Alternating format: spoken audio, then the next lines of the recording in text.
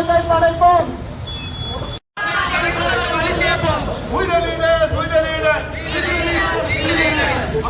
இந்த பக்கம் வந்துங்க, என்ன பார்த்த மாதிரி லைனா நில்லுங்க.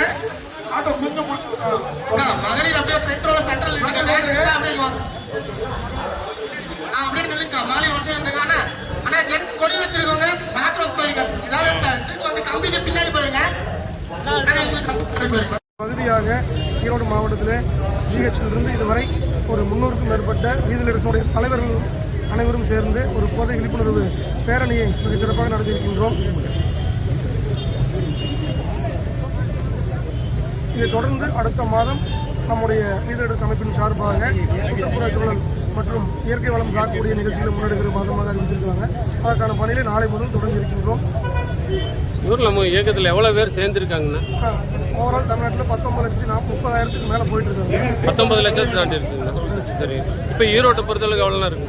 ஆனால் ஈரோட்டை பொறுத்த வரைக்கும் 8 சட்டமன்றம் இருக்குன்னா ஓவரால் சட்டமன்றத்துக்கு 17,000 பேருக்கு மேலே பிரகாசனா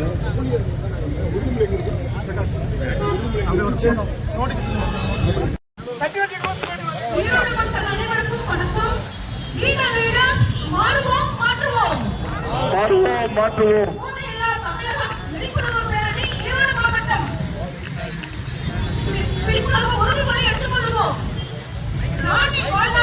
நான் என் வாழ்நாளில் ஒருபோதும் எந்த விதமான போதைப் பொருட்களையும் எச்சூழலிலும் பயன்படுத்த மாட்டேன்.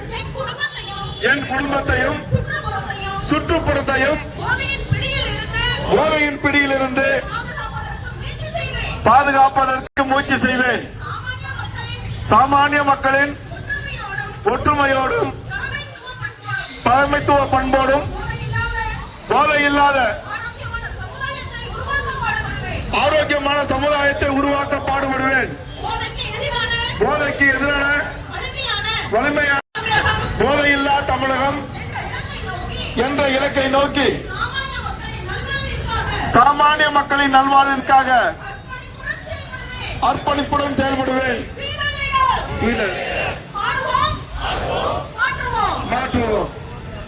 மேலும் வீடியோக்களை காண நவ் இந்தியா டைம்ஸ் யூடியூப் சேனலை சப்ஸ்கிரைப் பண்ணுங்க.